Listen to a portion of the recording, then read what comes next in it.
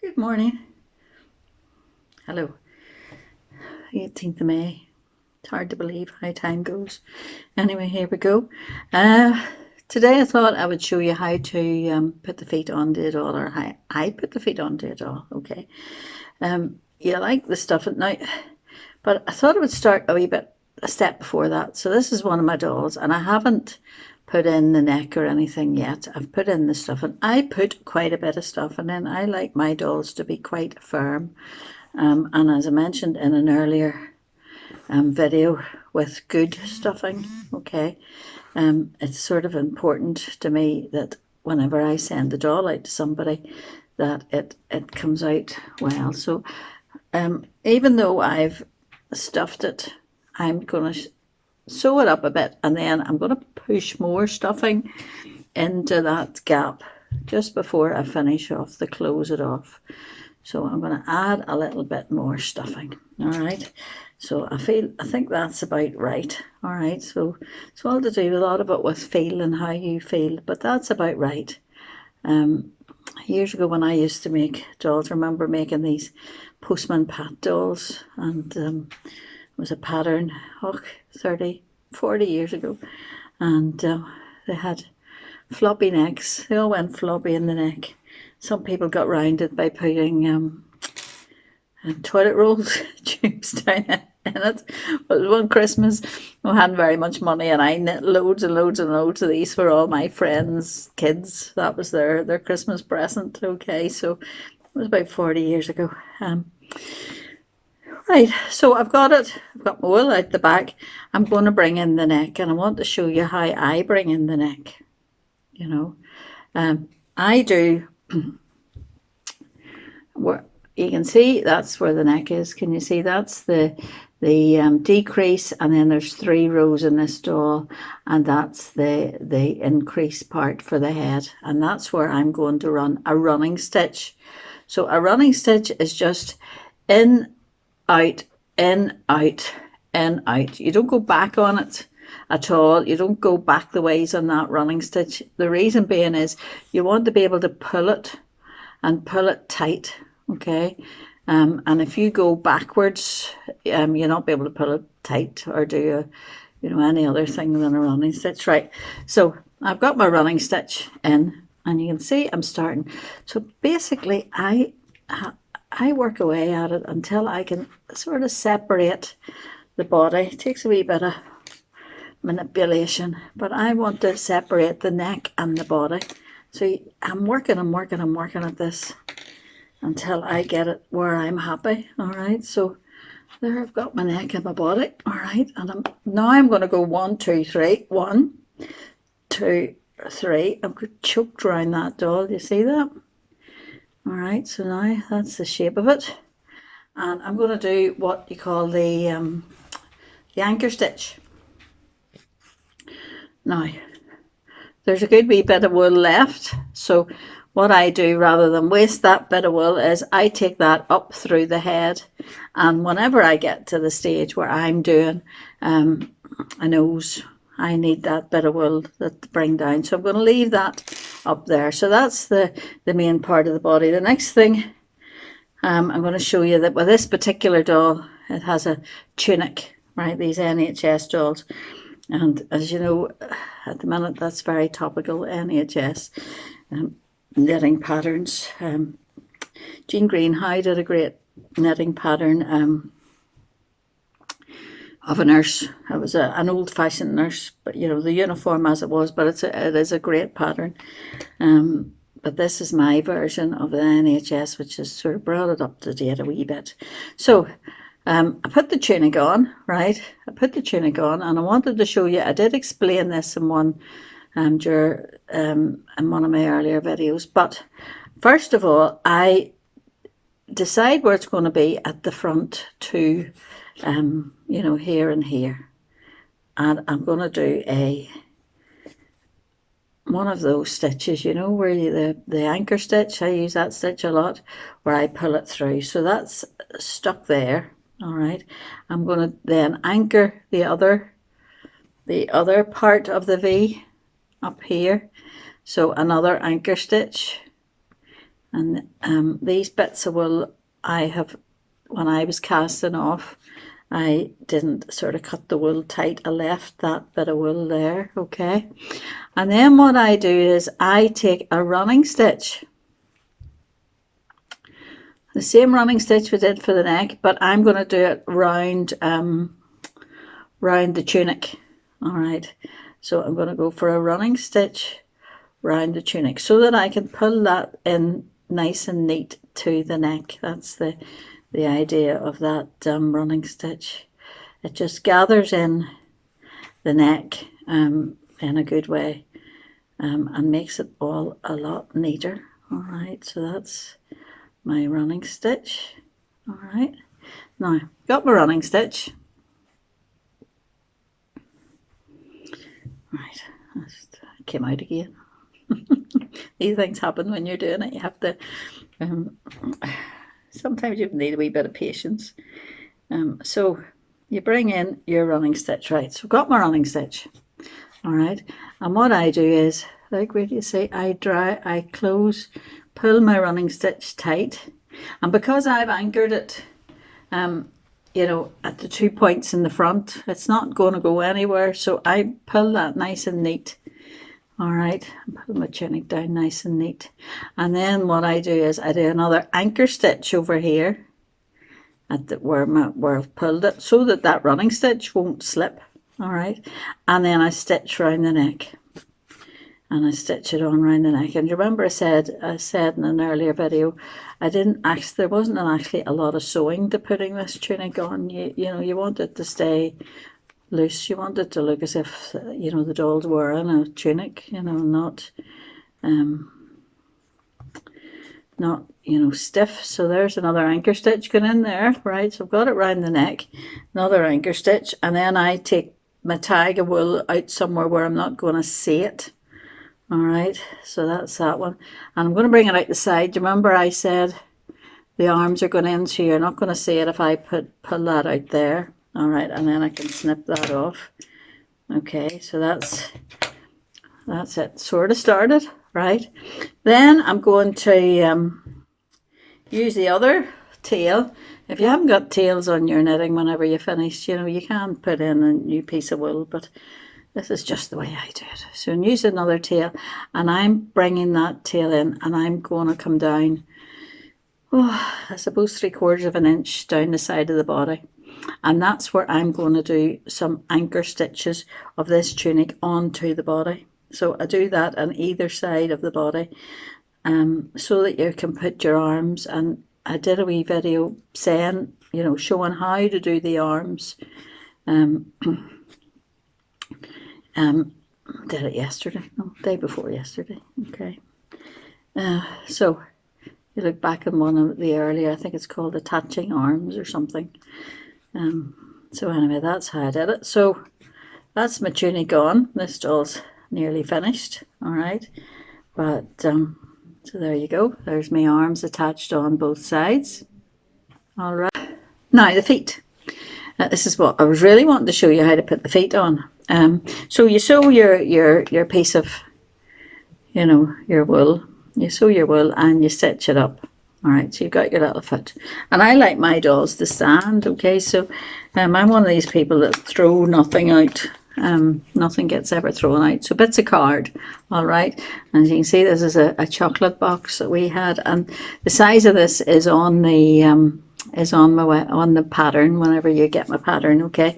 So if I'm doing a white doll like this, of course, if I put the blue card, you would see it. So I'm obviously going to use the white out, you know, on a white foot. Black one, it doesn't matter so much, okay? But I use up all my pieces of card. I don't throw any bits of card out, and I cut all these and I put them, if I'm sitting doing nothing, which isn't very often, I sit watching TV or something, I might draw, you know, the shape out and sit and cut round, and I put them all in an envelope, and then they're ready. All right. Now I use these sort of feet for a few of my patterns. The fisherman, the fisherwoman, they have these sort of feet, and the bride and the groom have these sort of feet. and this is the midwife doll, and or no, this is the NSH doll, and then there's a midwife doll, but they've all got these sort of feet. I think they might be the leprechaun, but I'm not sure. But I put cardboard even into my other ones, you know,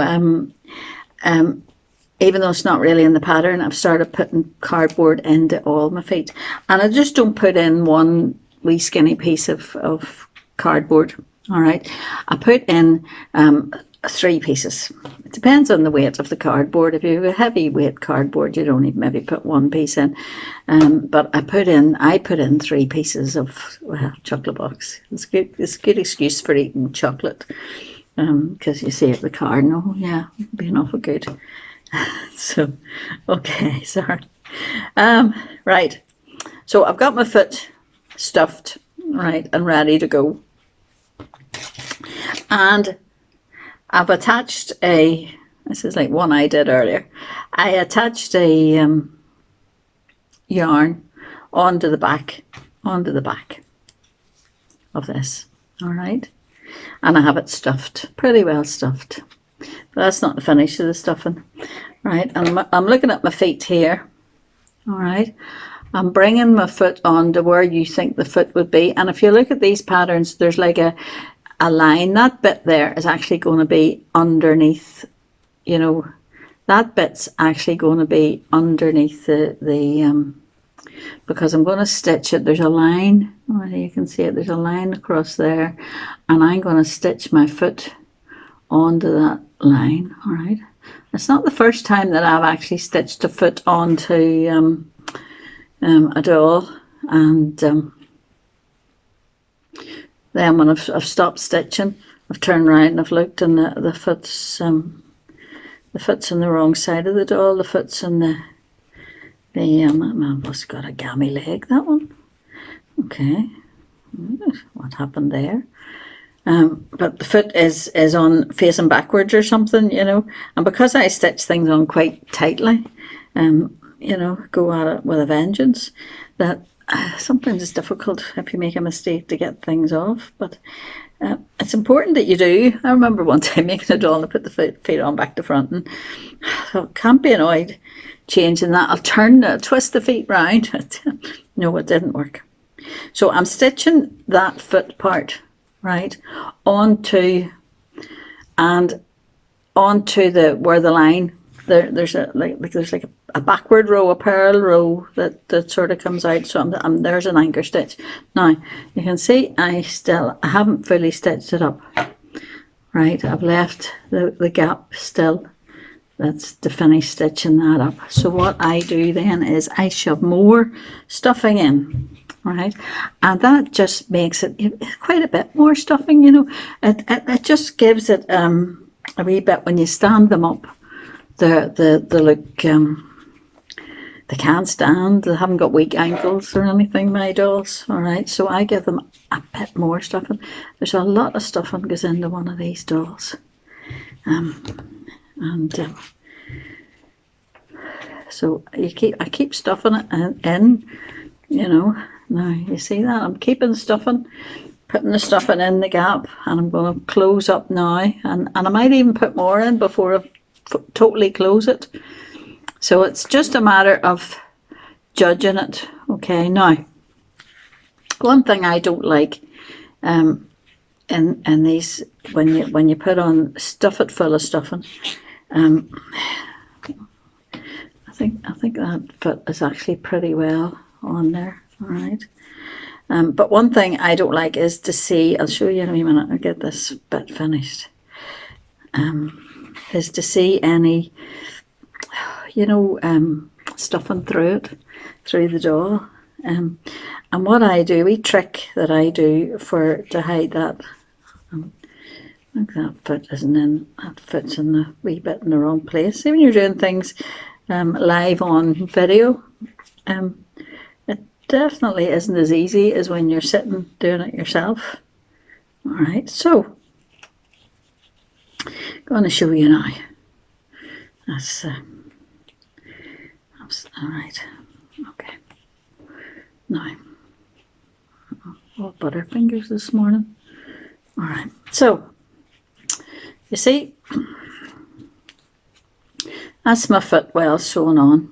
Now, you're not going to see the bottom of the trousers. I knit like the same colour of the trousers, so you're not going to see really any joins. I like to cover up any stitching and things so that it's not seeable. But with this one here, have a wee look. Now, you see, this is where you're making your stitches, and you've got, and especially if it's in black, look, I can see the white stuffing coming through there, and I don't like that. You can, and I've done it before, where I've dyed my stuffing and got black stuffing, which helps. Or sometimes if you get an old black t-shirt or something and you line your boot with the black t-shirt, I've done that too. But basically, I darn, I get the wool and I darn up any, so that you can't see that. And it really does just make a difference to your doll. If you darn it, now there's a bit, it's still attached, so I'm just going to go in and out and in and out and try to cover up any any bits that you can see the stuffing. Just stitch through. Look, so it's not even very, and I do that round the whole doll. Any bits that you think that really are going to look unsightly, I give it a bit of a darn over. The bit at the top toe here, that's the part in the pattern. If you read the pattern where it says, you make one, knit one, make one, and the way with when you're making when you're making a stitch, you're knitting between the two stitches to make your stitch. Okay. And sometimes you end up with a hole. Now I'm going to come down, and sometimes I darn these quite a wee bit. It's not like there's a bit, like you can see the blue chocolate box through that. So I'm going to stitch all that over so that won't be seen. It just makes the dolls look a wee bit better, basically. You can go on for a long time stitching up any bits that you think don't look good. And when I make a doll, I like, I'm sort of proud of my dolls, and I sort of like to make them look the best I can. I don't want to send anything to anybody and then not be happy with it. I want them to look good, and that's how I achieve that.